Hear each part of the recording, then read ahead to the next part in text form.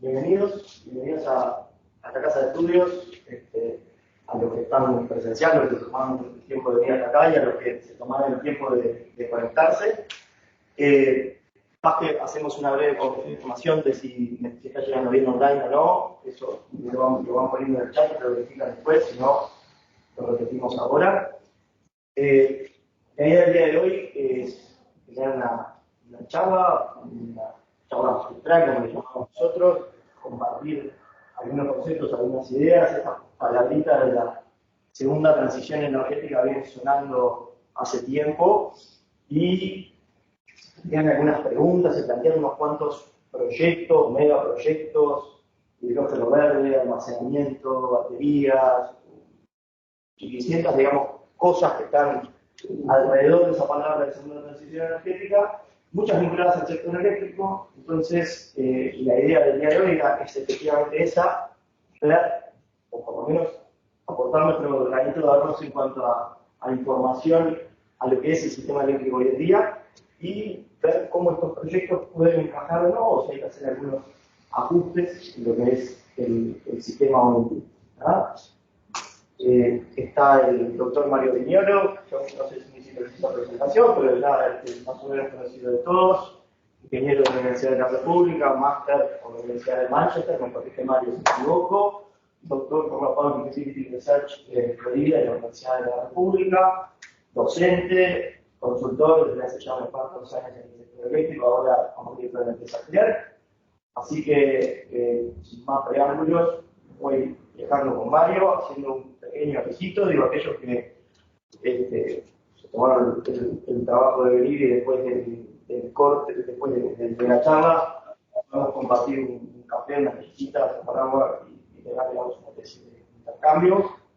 Eso una. Si después quieren también hacer un pequeño escritura, hacemos una pequeña recorrida por el edificio, aquellos que gusten. Les pido disculpas por la demora, unos minutitos. Y lo otro que quiero aclarar es que al final de la charla vamos a abrir un espacio para preguntas o para reflexiones o lo que fuera. Lo mismo para los que están conectados en línea, pueden plantear en el chat esas preguntas que las vamos a estar trasladando, esas reflexiones. Lo que sí les pido es que intentemos que la charla se desarrolle toda de un tirón y guardemos esas preguntas o esas cosas para el final. ¿Vale? Muchísimas gracias. Todo tuyo, Mario. Bueno, muchas gracias, Marcelo. Gracias a la UEM por la invitación y gracias a todos los que están acá, que se toman el trabajo de venir, que cada vez cuesta más después de la pandemia. A mí personalmente, de pronto sería de los que estoy del otro lado, pero realmente aprecio mucho que hayan venido, sobre todo ver amigos y gente que estamos en el sector hace tiempo. Podemos compartir algunas reflexiones, siempre es mucho más lindo hacerlo de esta manera. Lamento por los que no están, que no van a poder tomar café, las galletitas están muy ricas en el fondo, eso para a la gente. Seguramente en unos años, si tenemos el tranvía eléctrico, ¿no? Pasando por acá, supongo que gestionarán una parada Flum, facultad de idea. Es parte de esto de la transición energética. Y eso nos va a permitir movernos un poquito más y más cómodos. Bueno, entonces la idea de la charla de hoy es compartir algunas reflexiones sobre lo que es la reglamentación del sector eléctrico de cara a esto que es la segunda transición energética. Yo, digamos, quiero transmitir algunas ideas claves que las vamos a ver a lo largo de esta corta presentación.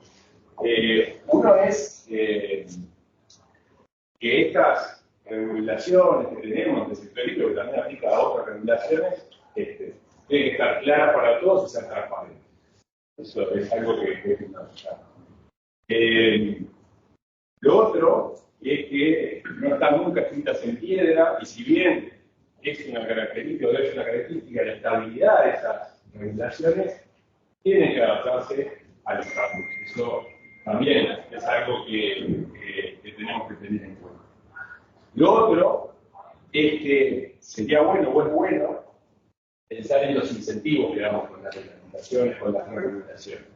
Lo ideal sería que esas regulaciones, esas reglas, reconocieran los costos y beneficios reales de cada uno de los actores, agentes, servicios o productos que se juegan en ese mercado. ¿Sí? Eso es un poco las líneas generales sobre las cuales después vamos a ver algunas reflexiones sobre propuestas que se podrían pensar de cara a esta segunda transición energética. Entonces, vamos a ver algunas propuestas, pero antes quería hacer un breve recorrido, dando un marco conceptual.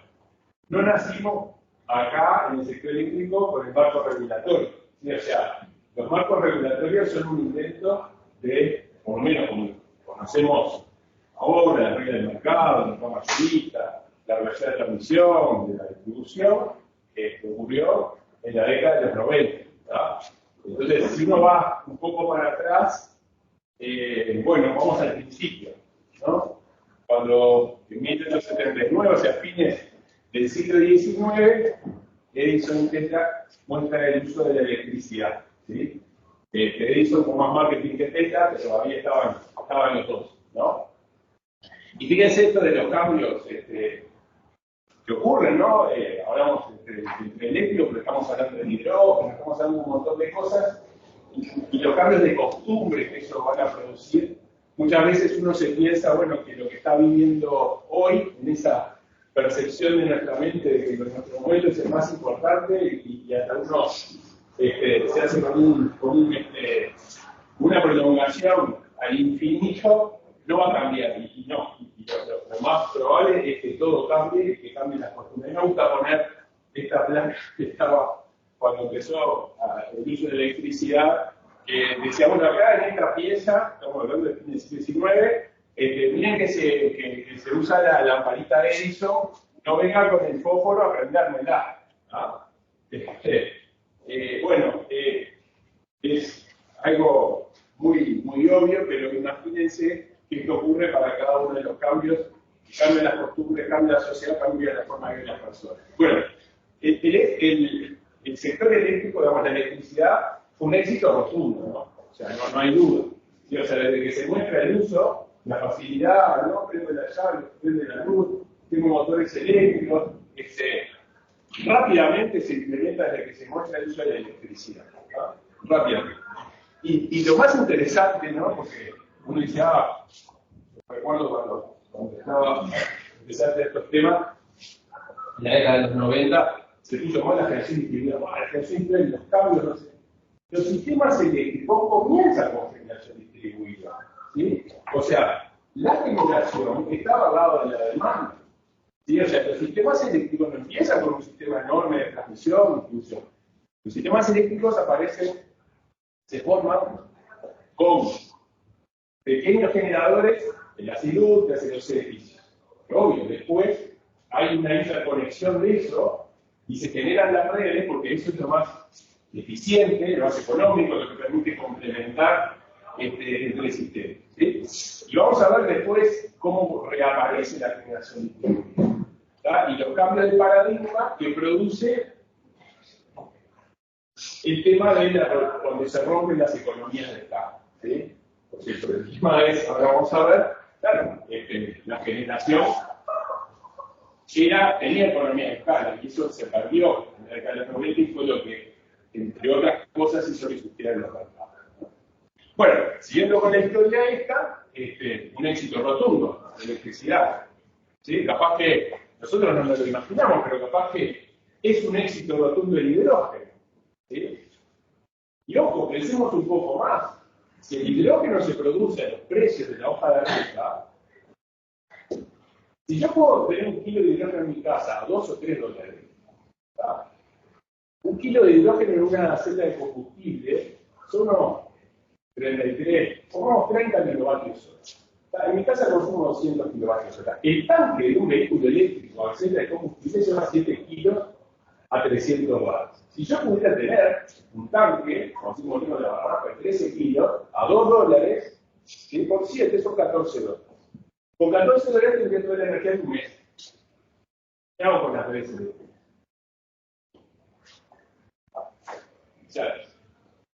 empezamos a ver un poco la dimensión que puede tener esto, que tiene mucho que ver con que permanezcan o no permanezcan las economías de escala. Se puede romper un monopolio con un cambio tecnológico. ¿Sí?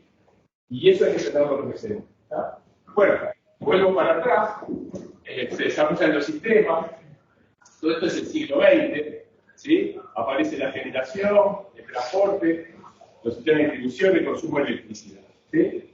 En Uruguay, para tener un poco la perspectiva de lo que pasó también, fíjense, en 1797, Migración Congreso Vacuna, ya en 1856 energía eléctrica en un frigorífico y en 1912 se funda la empresa pública UTE, que aún la tenemos. ¿Sí? Durante todo el siglo XX, no cambia mayormente nada. O sea, tengo más sistemas de transmisión, sistemas más interconectados, sistemas más grandes. Con una diferencia bastante importante entre lo que uno ve que pasó en Estados Unidos y lo que pasó en Europa y América Latina. En Estados Unidos las empresas eléctricas eran todas privadas. Y en Europa, en América Latina, toda la industria eléctrica fue de mano con empresas públicas, empresas del Estado. La empresa era la actividad toda, porque también la generación es un monopolio natural, o sea, eran grandes empresas o eran empresas estatales. ¿Sí? Y así se desarrollaron.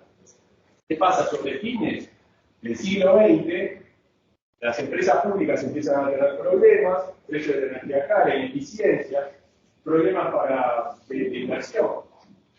¿Sí? En Estados Unidos, precios altos de esas empresas. Y bueno, eso es lo que empieza a mover el cambio. Pero el cambio, acá, de vuelta, aparece de la mano con este cambio tecnológico. Fíjense que hasta los años 80, el tamaño óptimo de una planta de generación fue en aumento. No existían economías de escala. ¿Sí? A partir de los 80, la situación cambió. ¿Cambió a raíz de qué? El desarrollo tecnológico, impulsado por qué? En ese momento por los programas espaciales. Más baja el precio de gas. Ese tamaño se fue para acá. Se rompió la economía. Ya no era más barato, ¿sí?, quedarse en una central grande, vieja. Era más barato construir una central más chiquita. Generación distribuida aparece de vuelta. Rompe el monopolio de la generación. No tiene sentido tener más generación de tamaño grande. ¿Sí? Y además, porque siempre todo esto es multicausal, digamos, y por otro lado, la perspectiva, las visiones, todo termina empujando un cambio. En el momento, fines del siglo XX, estaba prevaleciente el libre mercado, ¿no? O sea, estaba de moda un modelo económico, el laissez-faire, el Estado que se meta lo menos posible donde se pueden arreglar los privados, y así como eso permeó en distintas industrias y sectores, también se empezó a ver esto como una salida para el sector eléctrico. ¿Sí? Y la pregunta era si esto, que era todo un bloque desarrollado por una única empresa, ¿sí?, se podía separar. O sea, si la energía eléctrica como producto, ¿sí?, puede separarse de su transporte como servicio. O sea, si estos bloques pueden ser, de alguna manera, funcionar de forma separada y no dentro de la misma empresa. ¿Sí? Se vio o se probó que eso era posible. O sea, se probó. O sea, en realidad, esto lleva un tiempo. El primer mercado que lo puso en práctica fue el inglés. El primer mercado que lo escribió fue el chileno. Lo pusieron en práctica después. ¿Sí?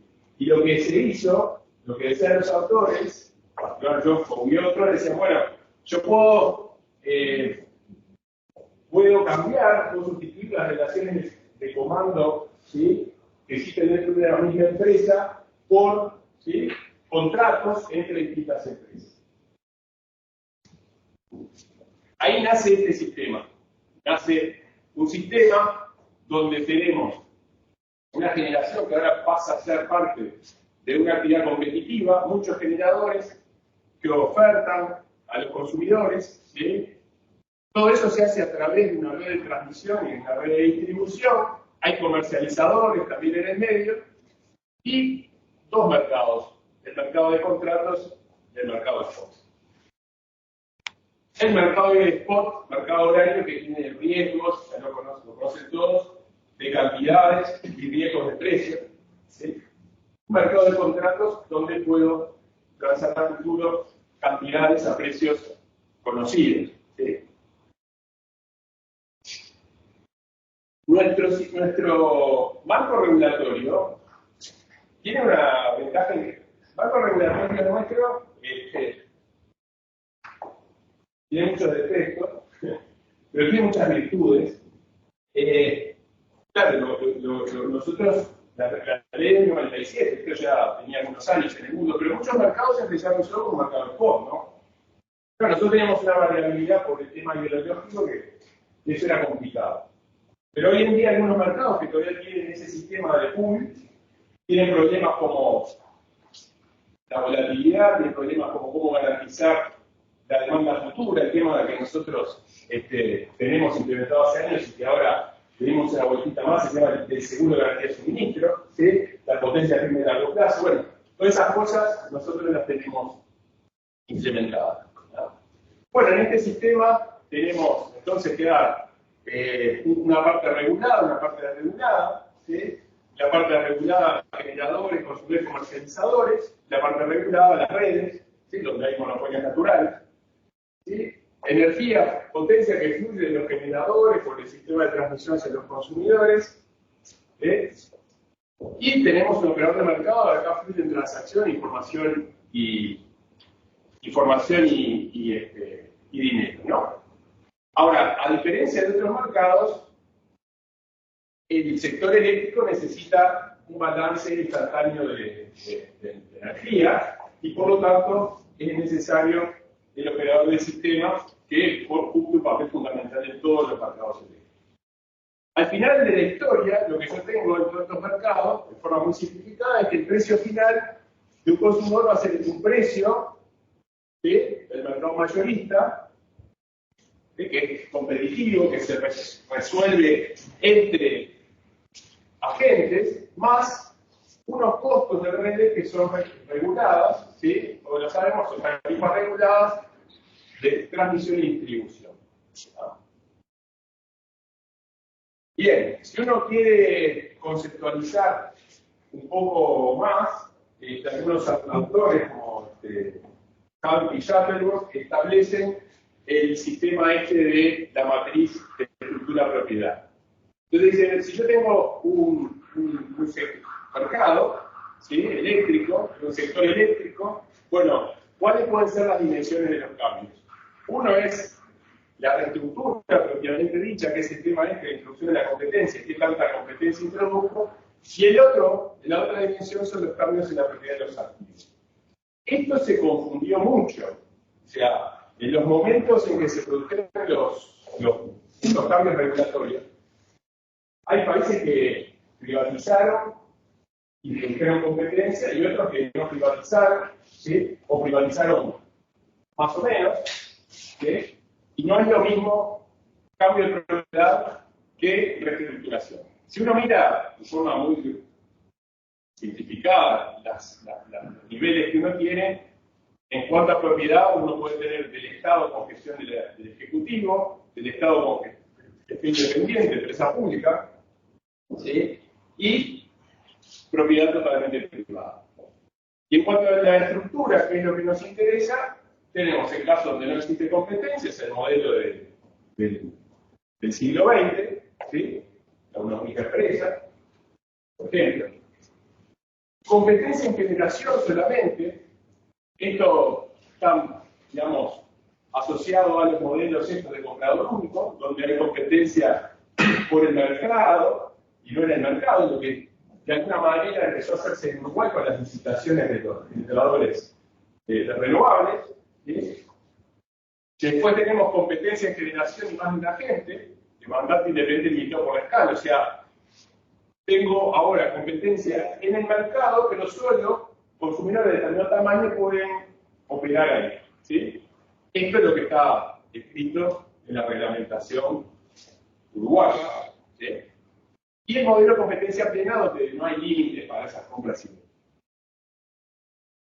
Entonces, si uno ahora mira esto en la matriz, como lo plantean estos autores, tengo propiedad, repartición de gobierno, corporación pública, corporación privada, y después del modelo 1, el menos competitivo, el más competitivo el modelo 4. Y uno acá puede decir, bueno, el Reino Unido pasó del 1 al 4, de corporación pública a totalmente privada, ¿sí? Chile y Brasil del 1 al 3 de esa manera, y Uruguay, si uno lo ve, bueno, en realidad, cuando se escribió la reglamentación, pasamos al modelo 3 con una estructura donde permanecía UTE como empresa pública, pero también administrada participación privada. Pero durante mucho tiempo tuvimos, cuando empezó a funcionar el mercado, el modelo 2. ¿Sí?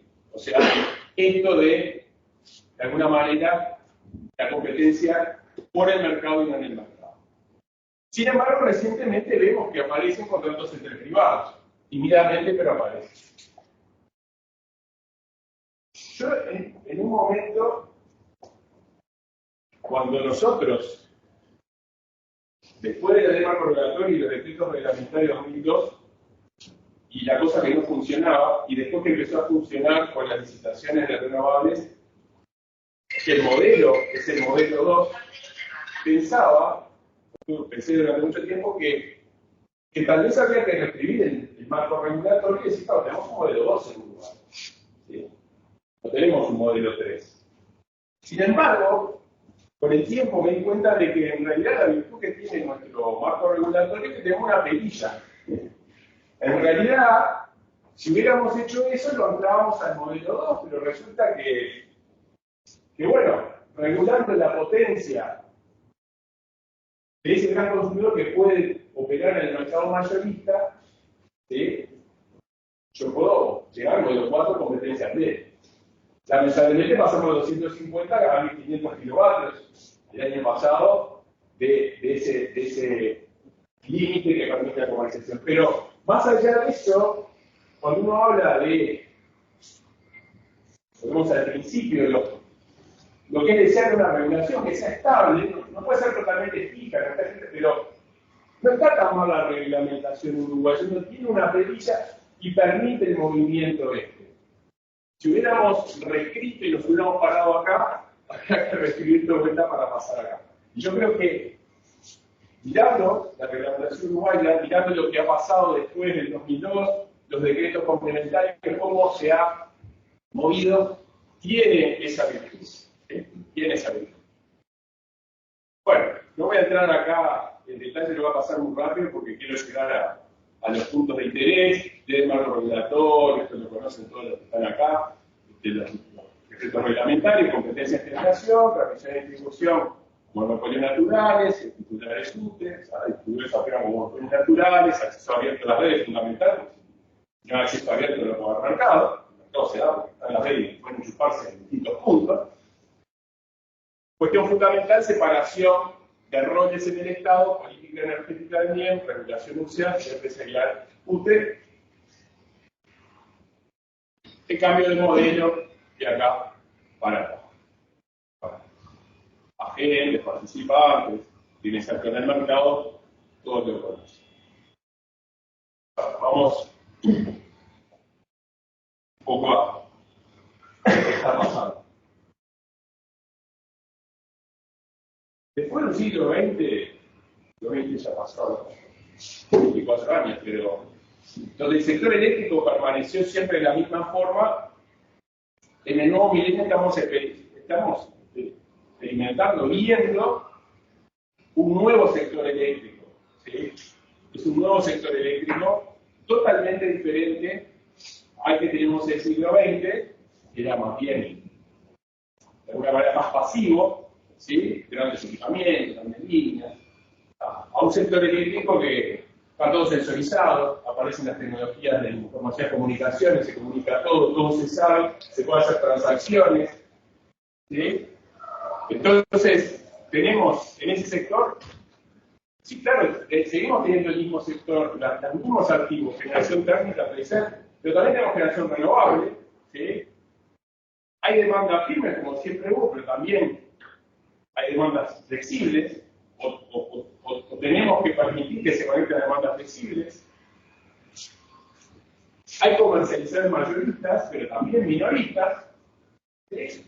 ¿Por qué? Porque aparece una dinámica a nivel de la red de baja tensión, paneles fotovoltaicos, pequeña generación, vehículos eléctricos que se conectan, pero también electrones que podrían inyectar a la red. ¿Ah? Aparece el concepto los consumidores que también pueden generar consumidores. ¿Sí? Entonces, todo esto cambia la dinámica del sistema de almacenamiento, el hidrógeno, en fin, vamos a ver cómo encajamos estas ideas. Bien, entonces, vamos a ver algunos conceptos fundamentales, algunos conceptos claves, y ver desde el punto de vista de la reglamentación cómo se miran y qué se podría hacer. Lo primero, como decíamos, es la generación distribuida, ¿sí? En el sistema tradicional, la generación, el flujo de potencia es desde la generación, desde las grandes centrales hasta el consumo, ¿sí? En los nuevos sistemas, desde la década del 90 hasta ahora, la generación distribuida, esa generación conectada cerca de la demanda, hace que también yo tenga flujo desde las redes de menor voltaje hacia la red de transmisión. ¿Sí?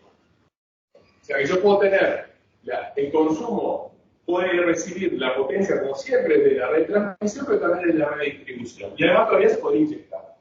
Entonces la primera pregunta es si los sistemas tradicionales, ¿sí?, tienen en cuenta, reconocen los potenciales beneficios y costos de la generación distribuida. El otro tema, pero este ya lo resolvimos el año pasado, es el tema de la potencia firme.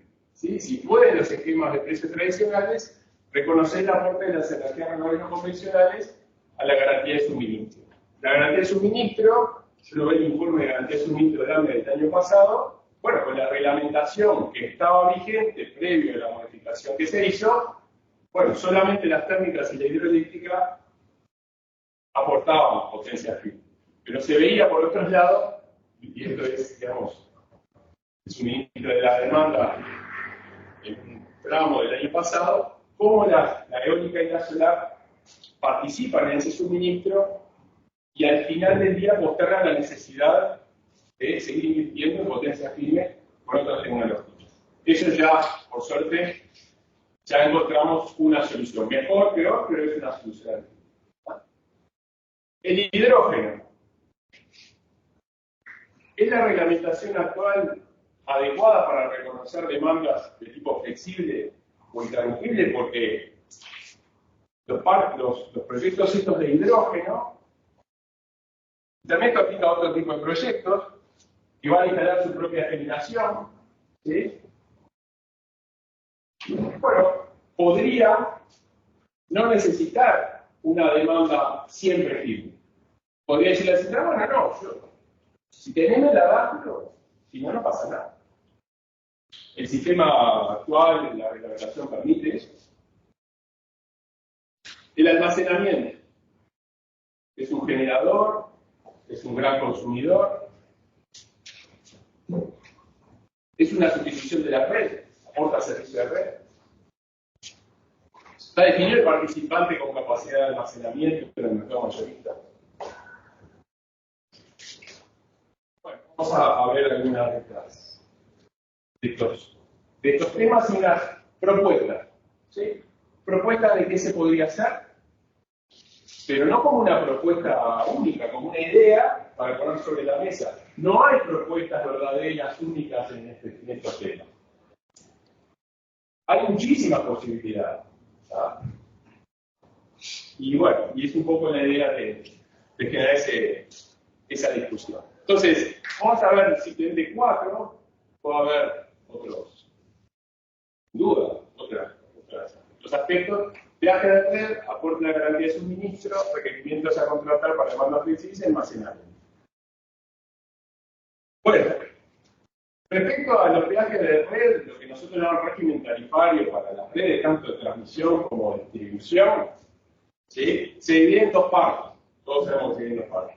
Uno es el régimen tarifario del transmisor distribuidor, que significa eso, cuánta plata le tengo que pagar por año para que la actividad sea sustentable, pague lo que tenga que pagar, ¿sí?, no quiebre, pero que sea justa, ¿no? Que no me si me puede muchísimo, también, pero eso castiga a los consumidores. Y después de que determine esto, la otra parte es el régimen tarifario de los usuarios, o sea, de esa plata que le tengo que pagar por los años al que me da el servicio de red, cómo la consigo cobrándole a los distintos agentes de mercado. ¿Sí? Esas son las dos partes que tienen que ver. Yendo a la segunda parte, o sea, el tema de cómo se asigna, en muchos lugares, países, sectores, mercados, se asignan en base a kilovatios hora. Hago toda la plata y entre la cantidad de energía y bueno, como por kilovatio hora, ¿recupero? Sí, recupero todo. ¿Sí? Pero no da ninguna señal de nada, no da señal de localización, no da señal temporal. En Uruguay tenemos un sistema por kilovatio, ¿sí?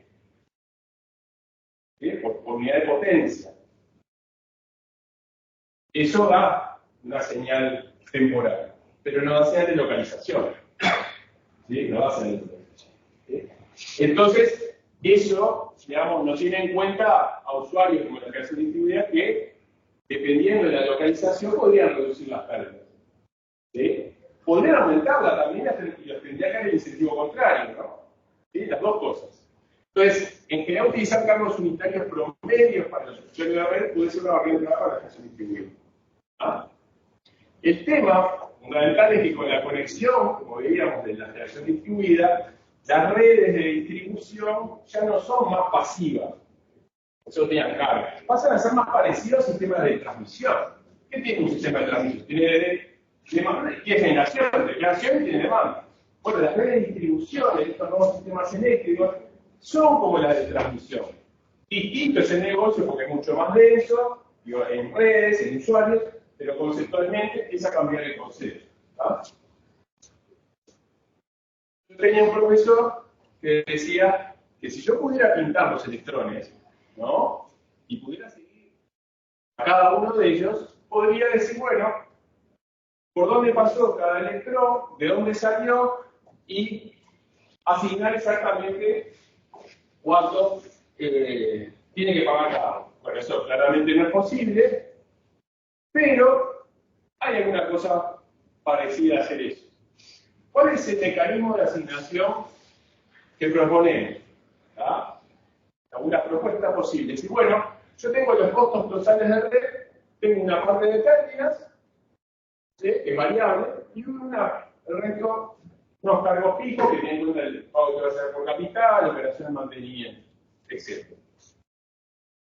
Entonces, lo que se propone es usar precios nodales, ¿sí? Los precios nodales, ahora vamos a ver, permiten recuperar más que las pérdidas en forma automática, y el resto, se va a pagar las pérdidas más un poquito de estos, y el resto, ¿sí?, los divido en dos. Imagínense que tienen una línea. Las líneas normalmente están sobredimensionadas, hasta que los escalones son discretos. No puedo hacer líneas de 8,2, 8,10, 20. Entonces, siempre hay un sobredimensionamiento. Ahora, dado una línea, yo tengo una potencia, normalmente sea una potencia en retransmisión o corriente máxima, ¿sí?, que está transportando esa energía respecto a la capacidad que tiene. Y esa es la que se usa, ¿sí? Entonces, yo digo, bueno, del 100% calculo la que se usa, y la que se usa la distribuyo por un mecanismo de intensidad de uso. ¿Qué es un mecanismo de intensidad de uso? Y bueno, quiere hacerlo de pintar los electrones en una forma un poquito más sofisticada, con algún cálculo más matemático. Y el resto, que no se está usando, pero es reserva del sistema, la socializo, igual para todos. ¿Sí? O los que la usan, pero de la misma manera. ¿Qué son los precios nodales? Básicamente los que surgen de la optimización de corto plazo del sistema, ¿sí? Y básicamente lo que obtengo por aproximada es que los precios, ¿sí? En cualquier nodo de estos son el precio acá donde se conecta el sistema a la red de transmisión por uno más la derivada de las pérdidas de esta red sobre la potencia que estoy tirando de acá. Entonces, ¿qué ocurre? ¿Qué ocurre? Si el flujo es así, ¿sí? Y yo tiro un poco más de acá, ¿qué pasa con esa derivada? Se aumenta. ¿Qué pasa si aumenta? Esto da mayor que 1, entonces el precio acá es mayor que el precio allá. ¿Sí? Entonces, cualquier carga que yo ponga acá va a pagar más. Pero si yo pongo el generador acá, va a cobrar más. ¿Y por qué va a cobrar más? Porque me está aliviando las paredes. Yo quiero que se conecten acá. Yo quiero que se conecten. Entonces, estas señales dan este tipo de mecanismo de organización. El reglamento, los reglamentos nuestros, implementan precio de nodo. Nosotros en la reglamentación vigente, los precios son nodales. Hoy no se calculan, pero sí que son nodales. ¿No? Hoy, digamos, todos los precios son una barra 1. ¿No? ¿Qué se puede ver? Que si yo calculo el ingreso tarifario, que la literatura inglesa es Merchandising Surplus, ¿qué significa? Multiplico los precios, ¿sí? Por las demandas en los nodos y los resto a los precios por la generación, y eso me da una cantidad de dinero que se está recuperando, ¿sí? Que normalmente es mayor o igual que las pérdidas. Normalmente no, es mayor o igual que las pérdidas, es igual o mayor. ¿Sí? Entonces con eso pago esa parte que les comentaba.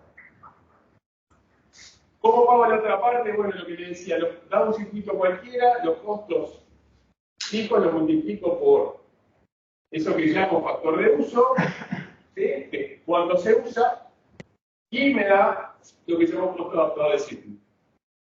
Yo tengo que dividir toda esa suma de lo que me sale esta línea entre la tengo que asignar entre los distintos nodos. ¿Y cómo lo hago? Y bueno, viendo cuánto participa cada nodo en la corriente total, si es distribución, o en la potencia total, si es una línea de transmisión. ¿Y cómo lo hago? Bueno, flujo de carga, hago los incrementos, si tiene un poquito más de un nodo de potencia, ¿sí? ¿Cuánto me mueve, ¿sí? El flujo en esa línea?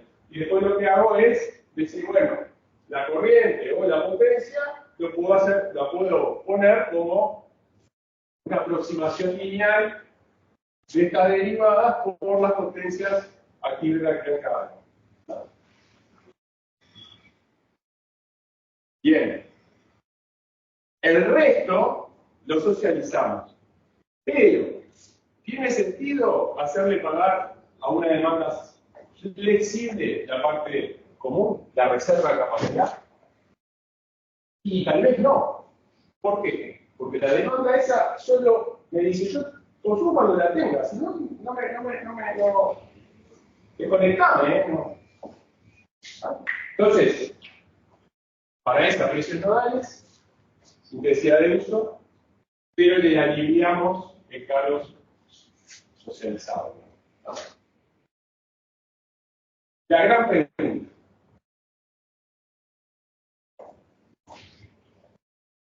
¿Los peajes están caros? ¿Están baratos? ¿O están justos? Y caro y barato, lo que tienen que ser. Bueno. Lo que está escrito en la reglamentación vigente, que es lo que se aplica, es que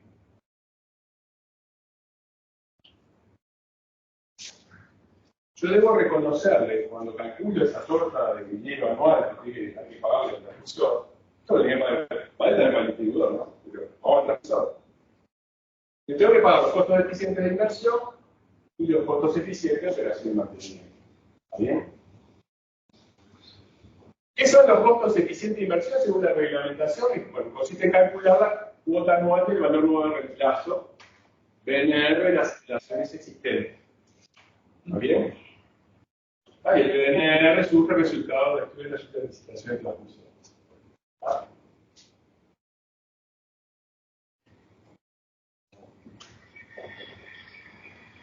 Eso se hace, ¿sí?, con un cálculo, con la fórmula que todos conocemos, que vinculan el BNR con la anualidad del BNR, el flujo de fondos clásico, suponiendo una vida de los activos de 30 años y una tasa de interés. Pero se lo seguimos pagando siempre aunque pasaron los 30 años. ¿Eso está bien o está mal? Bueno, muchas reglamentaciones usan eso porque el concepto es que, bueno, el equipo se deja que estar como a nuevo. Pero la realidad muestra que los equipos de transición tienen 50, 60, 70 años. A veces con mínimas cosas o con pequeñas readecuaciones, con algunos cambios. Los edificios de las estaciones tienen solo 30 años. Todas las obras civiles tienen solo 30 años. Solo necesitan operación y mantenimiento. ¿Está mal lo que dice el reglamento? No, es una posibilidad. Se escribió así porque el concepto era incentivar que esa red tuviera normas. Pero hay otras reglamentaciones en otros países, no hay que ir muy lejos, en Brasil, que se usa BNR, pero después de los 30 años se paga solo operación y mantenimiento y hay una cuota adicional para esos pequeños cambios que hay. Eso produce un cambio brutal. Esto produce un cambio brutal. Y simplemente vamos a hacer una cuenta muy simple. ¿Tá? Nosotros estamos haciendo, ahora a partir del informe que está publicado en la UCEA, que tiene el informe del consultor, tiene todo listado de las instalaciones, su valoración, estamos haciendo el cálculo cómo hay que hacerlo. Pero si uno hace la cuenta, la fórmula que se usa para esto, bueno, el BNR es la conocida de la anualidad por este coeficiente que tiene en cuenta. Y ¿sí?, es la tasa, pongamos 7%, y la vida útil 30 años. Si uno hace esa cuenta, la anualidad de valor de reemplazo da 0,0806 el BNR. Y en la reglamentación, los costos eficientes de operación y mantenimiento se supone siendo un porcentaje del BNR. 3%, 3,4%, 2,9%. Supongamos 3%. La remuneración total, entonces, queda la parte de capital y la parte de operación y mantenimiento. La total, la que es la suma. Pero resulta que esto representa en la parte de capital el 73% de esto. Esto es solo el 27%. Con lo cual, si el activo ya tiene más de 30 años y dejamos de remunerar el capital, vamos a pagar para ese activo 73% menos. Vamos a trasladar esto a una cuenta rápida. Una cuenta rápida para el sistema uruguayo. ¿Tá? Esta cuenta es una super aproximación, porque estamos haciendo la cuenta activo por activo. Pero si uno toma el último informe de UCEA, donde tiene las remuneraciones, esto está de forma muy aproximada. Miramos en Uruguay cuántas líneas y subestaciones tienen más de 30 años o menos de 30 años. ¿Tá? Si alguna tuvo ampliación reciente, la suponemos que tiene menos de 30 años, para ser conservador. ¿Tá? Entonces, así de forma aproximada, uno dice, bueno, 25% de las líneas y el 40% de subestación tiene menos de 30 años, o fueron ampliadas hace menos de 30 años.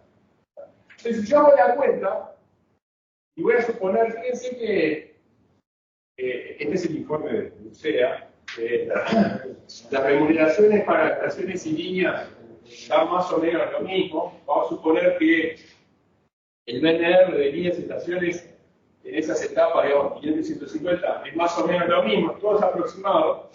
Entonces, yo puedo usar la forma anterior, que la anualidad de valor de reemplazo es el 0,5 del BNR, ¿sí? Y acá tengo el total, lo aplico al 40% y al 25%, que son las nuevas, y en la operación y mantenimiento se lo aplico a las que son más nuevas.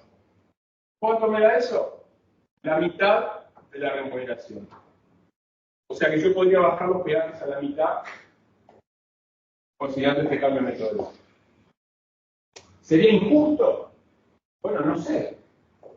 Si está paga la línea, si está paga la estación. Habrá que verlo, habrá que refinarlo, habrá que discutirlo. ¿Está mal? No está mal, como está, no está mal. Digo, hay muchos mercados donde se usa eso, pero hay otros que no se usa eso. El 301 es el VDR. ¿Ven? ¿Perdón? El 301 millones es el VDR total. No, esto ya es la anualidad. Esta es la remuneración. Ya es la anualidad. Más estas son las remuneraciones. Simplemente que como da parecido, digo, bueno, voy a suponer, hay pequeños cambios en las cuestiones de operación y mantenimiento, por ejemplo, entre días y estaciones, pero digo, bueno, voy a suponer que como esto es parecido, son parecidos. Ya te digo, estamos haciendo las cuentas completas. Pero a grosso modo, da una posible reducción a la mitad. ¿Sí? Hay que asegurar que el negocio de transmisión sea sustentable. Pero parece que es igual. Porque le estamos pagando la amortización durante la vida útil, su cuenta, y después ya no le vamos a pagarle más la cuota de la amortización, si la operación mantiene, tal vez alguna cuota adicional para cambio de equipamiento. ¿No? ¿Está bien? Una pregunta de alguien de afuera, ¿no? ¿Qué pasa cuando vos tenés que hacer inversión masiva en esto porque tenés un crecimiento inesperado? La lógica no te permite un proceso de tipo. Sí, eso es pasado. A ver, esto se usa para lo existente. Solo para lo existente. Lo nuevo, y de hecho en la reglamentación está, tiene todos unos mecanismos de contratación donde puede financiar el transmisor, puede financiar un privado, la operación, la construcción la puede hacer con el privado, pero al final, cuando se hacen los nuevos, simplemente es una licitación. Una licitación con rodilla. Exacto. Y normalmente por 15 años. Que si no te detiene inversiones. No, pero eso está previsto ya. Pero lo que dice después, el reglamento que está escrito, es que tenés como cuatro opciones dentro de ese liderazgo privado, financiamiento de él, no financiamiento de él, hay unas combinaciones, ¿sí? Pero lo interesante es que después de los 15 años pasa a ser existente y volvés a aplicar. O sea que si yo hubiera construido en 2008 una línea, o sea, si hubiera llamado a licitación, por ejemplo, ¿está? Si hubiera llamado a licitación y se hubiera construido, ¿sí? Ya hoy esa línea, y pago, ¿no? Se está paga, hoy la empiezo a pagar de vuelta en sus dos conceptos, anualidad y operación mantenimiento. ¿Está? Bueno. Yo ahora estoy pensando en lo que se usaba. Si vos tenés que, vamos a un nuevo, si yo tengo garantizado la remuneración de acá 30 años para adelante, o financiar el proyecto. Sí, pero para el mecanismo de hacer obra nueva es puntual, con un llamado a licitación por esa línea, con el pago de un canon durante el tiempo de la financiación. Se hace un proceso competitivo, a ABC, el que ofrece menor, gana, la hace, pone la plata, se le paga durante los 15 años, terminó, la obra está ahí cuenta funcionando. Punto. Lo que dice la reglamentación vigente es que el año 15 más 1, 16, a esa línea, al transmisor, que ya la pagó, la hizo, le tienen que pagar la anualidad de la remuneración y la operación mantenimiento. Sí. No la cobra, pues. Como no te la pagó hoy, ahora empieza a cobrar. Te tiene gratis y la cobra. Hay una afirmación ahí que es. Bueno.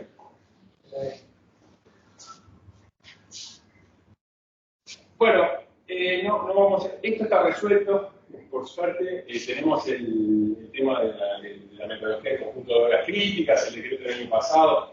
242, acá trabajamos mucho con gente que está acá, a través de la Asociación Uruguaya de... hacemos con los privados, ¿no? ¿Con quién? Con auge.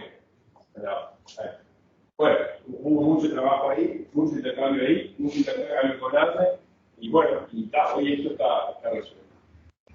Ahora, más allá de eso, un pasito más. La reglamentación igual esto quedó, que se exige un requerimiento de contratar, bueno, para los consumidores productivos para ser 5 años, para los grandes consumidores para ser el 50%. ¿Sí? De seguro de garantía de suministro. O sea, para los grandes consumidores y grandes empresas, para el siguiente año, el 50% del requerimiento previsto de garantía de suministro terminó el informe de garantía de suministro de agua. Si tengo una demanda que me dice, si me desconectás no me importa, porque yo tengo. Si ahí estoy, pero ¿tiene sentido pedirle un seguro, contratar? Parecería que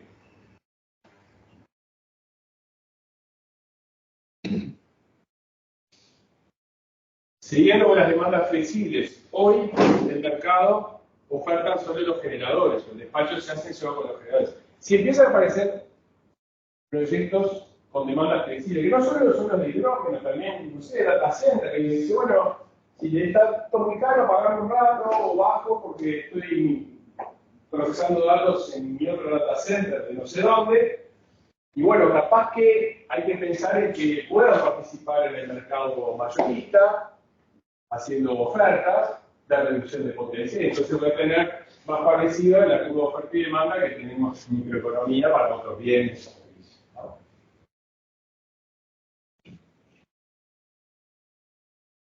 Y respecto al almacenamiento, tenemos paulatinamente, digamos, lo que se hizo fue reglamentarlo bastante bien para suscriptores, o sea, a partir del año 2014 se redefine el suscriptor y permite que tenga generación si no inyecta. Después en el 2020 se le permite la generación de almacenamiento, pero no inyectar. Y el año pasado pueden inyectar. Y se establece un mecanismo para pagarle la inyección, está limitado en cuánto puede inyectar, si tiene almacenamiento un 30%, la anual de bandada, y lo que se vende, lo vende al mercado. ¿Sí? Ahora, claro, esto es para suscriptores. No tenemos nada hoy en el mercado mayorista de la definición de un participante. Almacenamiento, digamos, qué puede hacer, qué puede cobrar, si puede participar en el mercado mayorista, si puede también empezar servicio de red. No tenemos un sistema de pago de regulación de los servicios auxiliares, podría proveer servicios de regulación de frecuencia, de regulación de voltaje, eso no está establecido. Ahí sí hay que trabajar un poco más. Y finalmente, moviendo las perillas, ¿no? Si se desarrolla todos estos nuevos agentes, consumidores, autos que consumen y cargan, ¿sí? A nivel minorista, ¿sí? Y eso permite técnicamente flujos de potencia entre usuarios o entre nuevos agentes en las redes de distribución, y bueno, tendríamos que pensar en pasar al modelo 4. Mientras no pasemos al modelo 4, no se van a permitir transacciones a nivel minorista entre, por ejemplo, un consumidor que tenga excedentes y un consumidor de ese mismo nivel. ¿Sí? Pero bueno, esto ya es una etapa posterior. Y bueno, con esto termino la presentación.